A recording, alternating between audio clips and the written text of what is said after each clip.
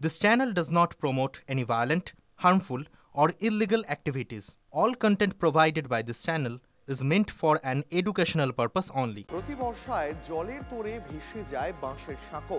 পাকা সেতুর দাবি দীর্ঘদিনের, কিন্তু সেতু করার কথা যাদের সেই প্রশাসন নাকি শুধুই আশ্বাসই দিয়ে যায়। আর তাই বছরের পর বছর সাঁকো তৈরি করতে হচ্ছে গ্রামবাসীদেরই। সাঁকোয় উঠলেই দুরু দুরু বুক, এই বুঝি ভেঙে পড়ল। সাঁকো বাঁচাতে জরিমানার ভয়ও দেখাতে হয়। প্রশাসন আর খোঁজ রাখে কোথায়? তাই নিজেরাই বানিয়ে নিয়েছিলেন গ্রামবাসীরা। কিন্তু বর্ষা এলেই সব ভেসে চলে যায়। বছরের পর বছর এভাবেই চলছে। এই তো আমাদের 50 বছর বয়স হয়ে গেল, একই রকম দেখে যাচ্ছে, আর কেউ কি বুঝছে বলুন? ব্রিজ ফেরি তৈরি করেছে, পঞ্চায়েত থেকে কিছু করেনি। আমার 40-45 বছর বয়স হয়ে তখন দিয়ে শুনছি ব্রিজ হবে, এখন অব্দি ব্রিজে কোনো পাত্তাই নেই। খানাকুলের পোল 1 নম্বর গ্রাম পঞ্চায়েত এলাকার উন্নয়ন এমনই নড়বড়ে। ভোট এলেই মুন্ডেশ্বরী থেকে বেরোনো অররা খালের উপর পাকা সেতু তৈরি পাকা আশ্বাস মেলে। তারপর এমনই অবস্থা হয়। তারা ওসব কিছু বলে না, বলে তোমাদের দরকার তোমরা করো, আমাদের দরকার নেই। না, ভোটের সময় আসে কি বলে, প্রতিশ্রুতি দেয়, ওই তো মোটামুটি কিছু দিবে বলেছিল, আমরা লিনি। কি দিবে বলেছিল? পয়সাই বলেছিল যে কিছু পয়সা দেবো, তোমরা এরকম কিচেনের পয়সা কিছু দিবে বলেছিল। আমরা বলি আমার দরকার নেই, আমরা নিজেই করবো। অররা খালের উপর এই সাঁকো থাকায় 18 থেকে 20 কিলোমিটারের দূরত্ব কমে দাঁড়ায় 4 কিলোমিটার। সহজে পৌঁছানো যায় খানাকুলে। ফলে 35 থেকে 40টি গ্রামের কয়েক হাজার মানুষ দ্রুত যাতায়াতের একমাত্র ভরসা। খানাকুল 1 নম্বর ব্লকের পোল, আর এই পোলে এই অররা খালের ওপর চাষিরা বাঁশের সাঁকো তৈরি করেছে। 30 থেকে 35টি গ্রামের মানুষজন এই দিক দিয়ে সরকারি হসপিটালে যায়, বিডিও অফিসে যায় এবং বিভিন্ন কাজে খানাকুল যায়। পার হতে গেলে কেউ নিচে পড়ে যাচ্ছে, কেউ স্লিপ খাচ্ছে, এই পজিশন হচ্ছে এখানটাতে। কিন্তু সরকার বা এখানকার যারা এরা কেউ কিছু রাস্তার মধ্যে কোনো কিছু বুঝতেই পারছি না যে রাস্তাটা কেন করছে না। ভোটে করছে, আবার নানা গল্প শুরু হবে, কিন্তু কাজের কাজ কি হবে? দেখুন, এই সরকার ধাপ্পাবাজির সরকার। মেলা খেলা উৎসব উৎসবে সরকারের টাকা আছে, ব্রিজ বানানোর জন্য টাকা নেই। আমাদের রাজ্যের মুখ্যমন্ত্রী মমতা বন্দ্যোপাধ্যায় পোলের ব্রিজের জন্য ইতিমধ্যে 2,27,77,000 টাকা বরাদ্দ করেছে। টেন্ডার প্রসেস চলছে, খুব দ্রুত পোলের ব্রিজের কাজ শুরু হবে।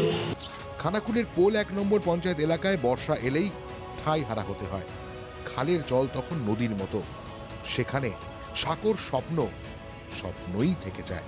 তন্ময় বৈরাগের রিপোর্ট, TV9 বাংলা।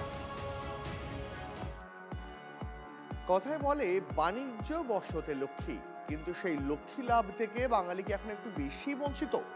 একটা ছবি দেখে এই প্রশ্নটাই করতে ইচ্ছা করছে। সরকার মার্কেট কমপ্লেক্স তৈরি করেছে ব্যবসায়ীদের জন্য, কিন্তু 5 বছর হতে চললো একটা দোকানের দরজাও খুলল না। তার কারণ আপনারাই দেখুন, আর ভাবুন আপনি ওই দোকান পেলে আদৌ ব্যবসা করতেন কিনা।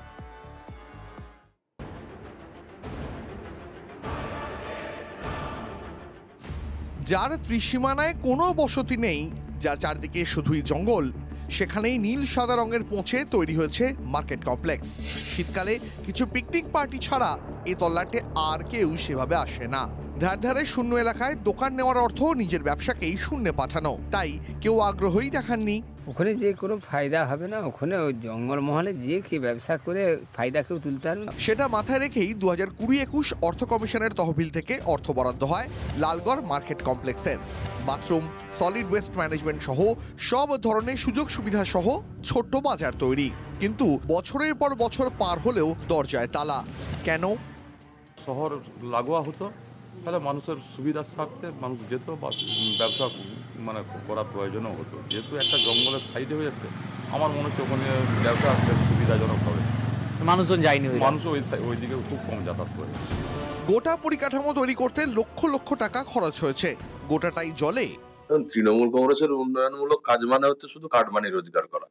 সেই রকম ভাবে মার্কেট কমপ্লেক্স তৈরি করেছে পরিকল্পনাহীন ভাবে, যেখানে মানুষের কোনো কাজে লাগবে না। দিনের বেলাতেও যদি যান, তার 1-1.5-2 কিলোমিটারের মধ্যে জনপ্রাণী কাউকে দেখতে পাবেন না। অপরিকল্পিত ভাবে সরকারি টাকা নয় ছয়ের জন্য এসব করেছে। তৃণমূল পরিচালিত চন্দ্রকোনা 2 পঞ্চায়েত সমিতি কমপ্লেক্স তৈরি করেছে। শাসক দলের জনপ্রতিনিধিরা বাজার তৈরির জন্য ঠিক কোন চুক্তিতে এই জায়গা বাছলেন সেটা তারাই বলতে পারবেন। সামনে ভোট, সেই গাজর দেখিয়ে বাজার খোলার গল্প শুরু হয়েছে। তো এখন পর্যন্ত 3টি আবেদন এসেছে, বাকিগুলোও এসে যাবে আশা করছি। আগামী 6 মাসের মধ্যে এই কাউন্টারগুলি ভাড়া দেওয়া হবে। এই 6 মাসের টাইমলাইনটাও মার্কেটের জায়গা নির্বাচনের মতোই পরিকল্পনাহীন। জনতার ট্যাক্সের টাকা জলে গেল, দায় কে নেবে, উন্নয়ন কিভাবে শূন্যে দাঁড়িয়ে থাকবে? অসীম বেরার রিপোর্ট, TV9 বাংলা।